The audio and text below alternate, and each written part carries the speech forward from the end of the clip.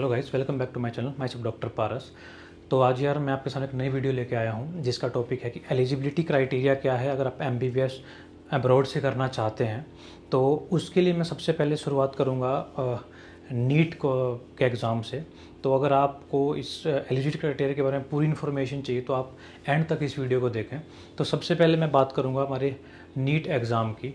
आपका देखो, अगर अब्रॉड जाने के लिए आपका नीट का क्वालिफाई होना बहुत ज़रूरी है, क्योंकि करने के लिए या फिर नीट के एग्ज़ाम में अपीयर होने के लिए आपको एक फॉर्म भरना होता है नीट के लिए। तो उस फॉर्म को भरने के लिए आपको क्या क्या नेसेसरी है, तो पहले इस पे बात करते हैं। तो सबसे पहले जो इसके लिए जो एक नेसेसरी चीज़ें हैं वो है कि आपकी जो ट्वेल्थ है, ट्वेल्थ आपकी मेडिकल स्ट्रीम से होनी चाहिए। और मेडिकल स्ट्रीम में आपके सब्जेक्ट आता है बायोलॉजी में। तो उसमें आपकी जो फिजिक्स, केमिस्ट्री, बायोलॉजी है, आप में जो इसमें जो आपके एग्रीगेट मार्क्स हैं उसकी जनरल कैटेगरी के लिए 50% चाहिए होता है। और अगर SC ST OBC कैटेगरी से हैं स्टूडेंट तो उसके लिए 40% एग्रीगेट चाहिए होता है अगर आपको नीट का फॉर्म भरना है और उसके लिए एलिजिबल होना है। तो ये आ गया फर्स्ट पॉइंट। सेकंड पॉइंट की मैं बात करूँ तो सेकंड पॉइंट पे आपकी जो एज है वो 17 ईयर्स मिनिमम होने चाहिए। अब इसमें काफ़ी बच्चे कंफ्यूज कर जाते हैं कि सर 17 ईयर्स कब तक कंप्लीट होनी चाहिए। तो अगर मैं एग्जांपल दूं आपको कि जैसे मान लो आप अभी 2022 चल रहा है, 2022 31 दिसंबर तक आपकी जो एज है वो 17 ईयर्स कंप्लीट हो जानी चाहिए। तो तब आप अपना नीट का एग्ज़ाम दे सकते हैं। जैसे एग्ज़ाम्पल अभी 17 जुलाई को बच्चों का नीट का एग्ज़ाम है। अगर 17 इसी साल 2022 में 31 दिसंबर से पहले पहले आप जो है अपना 17 ईयर्स कंप्लीट कर चुके होने चाहिए, तभी आप इस बार का नीट का एग्ज़ाम दे सकते हैं। तो ये काफ़ी बच्चों का कन्फ्यूज़न रहता है कि 17 ईयर्स सर कब कंप्लीट होगा, कब हम एलिजिबल हो जाएंगे, क्या इसका क्या क्राइटेरिया रहता है। तो आपको मैंने इसमें काफ़ी ईजिली तरीके से समझा दिया ये। तो ये चीज़ें मैंने आपको बता दी। 3 पॉइंट इंपॉर्टेंट। आपकी ट्वेल्थ जो है मेडिकल स्ट्रीम से होनी चाहिए। आपका PCB physics, chemistry, biology 50% aggregate होना चाहिए जनरल कैटेगरी के लिए। और थर्ड जो चीज़ मैंने आपको बताई, आपकी एज 17 ईयर मिनिमम होनी चाहिए। जिस ईयर आप एग्ज़ाम में अपीयर करने वाले हो उस ईयर के एंड होने से पहले पहले। तो इन चीज़ क्राइटेरिया से आप नीट के लिए एलिजिबल हो। आप नीट का फॉर्म भर सकते हो, आप एग्ज़ाम कर दे सकते हो।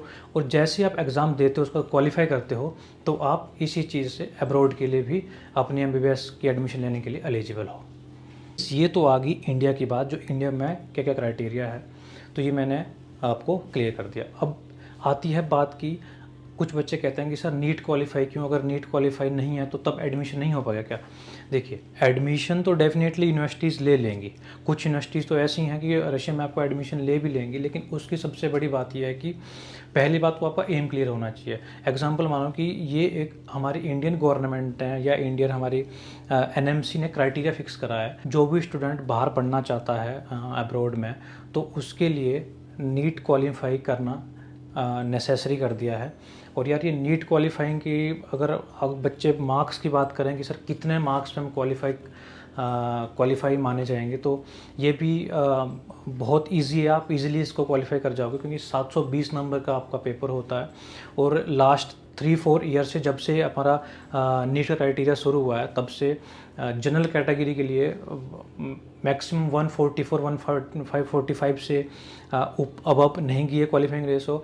और SC ST OBC कैटेगरी के लिए 125 या 124 से आगे नहीं गई है। तो आप ये मान के चलो कि आपको 150 नंबर से पीछे पीछे आपकी हर ईयर क्वालिफाइंग रेशो या क्वालिफाइंग कट ऑफ आती है नीट की। अब मैं बात करता हूँ कि यूनिवर्सिटीज़ की, कि अब आप अब्रॉड में जहाँ एडमिशन लेना चाहते हैं उनका एलिजिबिलिटी क्राइटेरिया क्या है। तो आप अलग अलग कंट्रीज़ की बात करेंगे, जैसे रशिया है, चाइना है, किर्गिस्तान है, कज़ाकिस्तान है। तो अगर मैं बात करूं हर एक पर्टिकुलर यूनिवर्सिटी की, तो पर्टिकुलर यूनिवर्सिटी का अपना एलिजिबिलिटी क्राइटेरिया होता है। वैसे 90% जो यूनिवर्सिटीज़ हैं अब्रॉड में, उनका क्राइटेरिया भी सेम ही होता है जो NMC का है, कि आपका 50% एग्रीगेट होने चाहिए। अगर मान लो आप बिना क्वालिफाई करे एग्ज़ाम में या अपीयर करे अब्रॉड में कोई यूनिवर्सिटी में एडमिशन ले भी लेते हैं और आपका वापस इंडिया आने का ही प्लान है 6 साल बाद अपनी कंप्लीट एमबीबीएस करके, तो उसके बाद हमारा एग्ज़ाम होता है। अभी तो ये एफएमजी एग्ज़ाम है, अगर इन फ्यूचर हो सकता है ये नेक्स्ट भी हो जाए, नेक्स्ट में कन्वर्ट हो जाए, तो आप इस एग्ज़ाम के लिए एलिजिबल नहीं हो अगर आप विदाउट नीड एडमिशन लेते हो। तो ये चीज़ आप एक बार डिसाइड कर लें कि आपको बाहर जाके वापस इंडिया आना, क्योंकि मैक्सिमम बच्चे परसेंटेज में तो मैक्सिमम मतलब टोटली ही बच्चे इंडिया आना चाहते हैं और इंडिया आके अपनी प्रैक्टिस करना चाहते हैं। तो इसलिए ये क्राइटेरिया हमारी एनएमसी की तरफ से है, हमारी इंडियन गवर्नमेंट की तरफ से है, तो आपको ये क्राइटेरिया और इस क्राइटेरिया को फुलफ़िल करना ज़रूरी है, मैंडेटरी है।